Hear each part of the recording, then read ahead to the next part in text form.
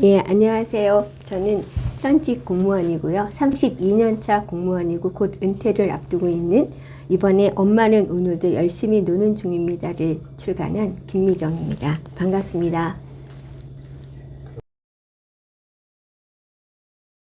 제가 생각하는 근사한 중년의 삶은 신나게 노는 거라고 생각을 해요.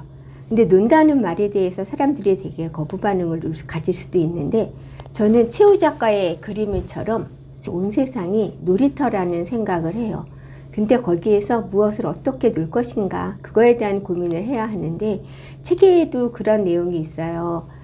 제가 한의원에 갔을 때 50대 사람들은 대부분이 잠을 못 자는 걸 너무 많이 본 거예요. 한의사가 똑같이 돌아가면서 몇 시간 주무셨어요? 몇 시간 주무셨어요? 라는 말을 녹음기처럼 반복을 할 때 전부 3시간 자고 자다가 깨고 못 자고 이런 얘기를 했어요. 근데 그 순간에 왜 50대가 넘어가면 남자든 여자든 잠을 잘 못 자는 걸까? 그런 생각을 했고, 저를 다시 되돌아봤을 때도 그게 아이들이 다 크고 내가 더 이상 직장에서도 안정된 생활을 하고 이러면서 나의 갈 곳이 없고 이때까지 내가 치열하게 살아온 것 대비 이제는 나는 허공에 뜬 느낌? 그런 거를 받은 공허함이라는 생각이 들었어요.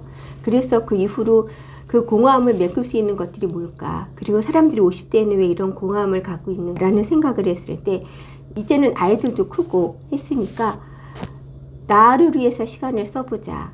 그리고 나한테 투자를 하는 게, 중심을 나에다 두는 게 좋겠다. 그게 맞다. 이런 생각을 좀 하게 됐던 것 같아요.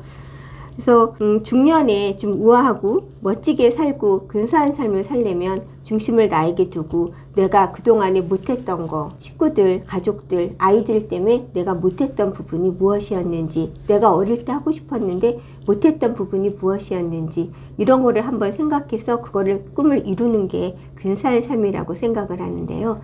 제가 책에서 재밌게 봤던 영화, 재밌다기보다는 되게 감동 있게 봤던 영화 몽마르트 파파 얘기를 했어요. 근데 거기는 정년 퇴임을 했던 미술교사 아버지가 퇴임을 하고 나서 주민센터에서 봉사활동도 하고 그림도 그려보고 여러 가지를 하는데, 엄마는 막 구박을 해요. 그런 거 하지 말고 돈이 되는 공인중개사 자격이라도 따면 내가 가서 부동산을 하겠다. 근데 아버지는 그럴 생각이 없는 거예요. 그러다 문득 20대에 자기가 하고 싶었던 게 몽마르트 거리에 가서 그림을 그려보는 게 소원이었던 생각이 들었어요. 그래서 그 얘기를 식구들이랑 하면서, 엄마는 당신이 그런 거 하면 내 손에 장을 지진다지만 그 꿈을 아들의 도움을 받아서 이루어서 그걸 가는 거를 봤을 때, 저렇게 사는 게 저게 중년의 모습이고 저게 근사한 삶이고, 내가 어릴 때 젊을 때 가졌던 로망을 한번 이루어 보는 거, 이게 너무 근사하다는 생각을 했어요. 그래서 그런 방면으로 놀아보고 싶다라는 표현을 한번 써보게 됐습니다. 저는 세계에서도 불량주부라는 표현을 쓰고, 이제 밥으로 기억되기 싫다 이런 표현도 쓰기도 했지만, 사실 아이가 어릴 때는 아이한테 매일 수밖에 없어요.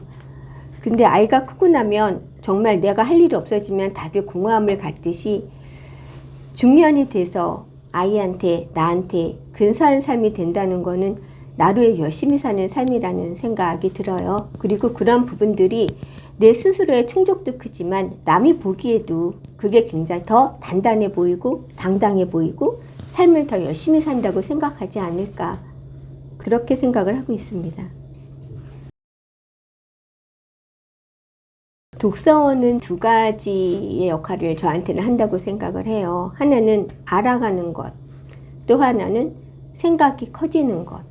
그리고 생각이 커지는 것에서 가장 큰 포인트는 공감이라는 것 같아요. 작가와 독자의 공감이 어느 정도가 되느냐에 따라서 내가 공감을 했을 때 그 책이 너무 훌륭했고, 내가 그 책에 빠져들고 몇 날 며칠을 헤어나지 못하는 즐거움, 그런 것들이 공감이라고 생각을 하고요.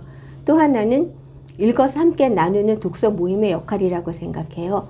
10사람이 모이면 10권의 책을 읽는다, 이런 얘기들을 우리가 많이 하는데, 정말로 10사람이 모여서 얘기를 하면 내가 생각지 못했던 부분, 정말 다른 얘기들이 나올 때 거기에서 느끼는 어떤 희열 같은 게 있어요. 이런 부분들을 생각할 수 있고, 이렇게 생각해 볼 수도 있고, 이런 것들이 너무 저는 굉장히 좋았고 제가 성장하는 과정이었다고 생각을 해요.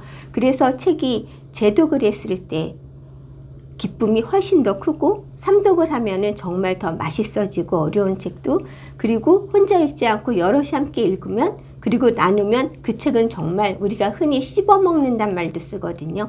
그 책을 정말 씹어서 내 것으로 만드는 그 기쁨이 굉장히 크고, 집으로 돌아올 때 이렇게 벅차오름이 있는 것 같아요. 그리고 저 같은 경우는 독서를 그냥 하지 않고 띠지를 가지고 다니면서 발췌를 하고 그거를 다 타이프를 해요. 그래서 그거를 쭉 저장을 해놓으면 제가 어느 순간에 그 말이 생각나고 그 말이 필요할 때 그거를 꺼내서 글을 쓸 때도 이용을 하고 누구랑 얘기를 할 때도 그렇게 활용하는 것도 되게 좋은 것 같고요.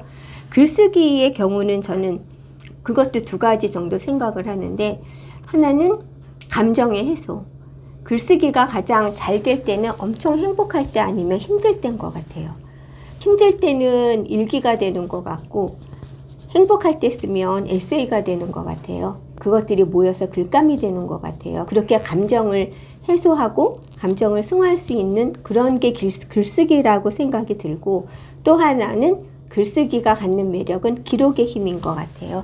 이거는 에세이를 말하는 게 아니라 우리가 일기처럼 내가 책을 읽은 것도 얘기한 것도 하나하나 메모를 해놓으면 그러한 모든 것들이 다 나의 기록이 되고 서사가 되고 글쓰기에 있어서 또 시약글이 될 수도 있고, 이런 부분들이 되게 즐겁고 저는 좋아서 그런 부분으로 좀 책에 좀 표현을 했습니다. 책 서문에 사소한 거에서 나를 찾았다라는 표현을 제가 썼어요. 근데 그 서문에는 영화 두 편을 소개를 했었는데 어나더 라운드하고 샤리 댄스를 제가 표현을 했거든요. 근데 둘 다 굉장히 지루한, 그리고 일상적인 거에서 어떤 포인트가 없이 이런 삶을 살던 남자들이 어나더 라운드에서는 술이라는 매개체로 무모한 도전을 한번 해보고, 그리고 샤리 댄스에서는 댄스라는 아주 낯선 부분으로 도전을 했는데, 중요하다고 제가 포인트를 잡은 것은 사소한 도전이라는 말인 것 같아요. 굉장히 작은 일이지만 그 사소한 도전, 한번 해보는 일이 결국에는 그 사람한테 삶의 액센트가 됐고 삶의 변화가 왔고 그걸로 삶의 기쁨을 얻었듯이, 일단은 한번 내가 좋아하는 일이 뭔지를 찾아서 시도해보는 게 굉장히 중요한 것 같아요.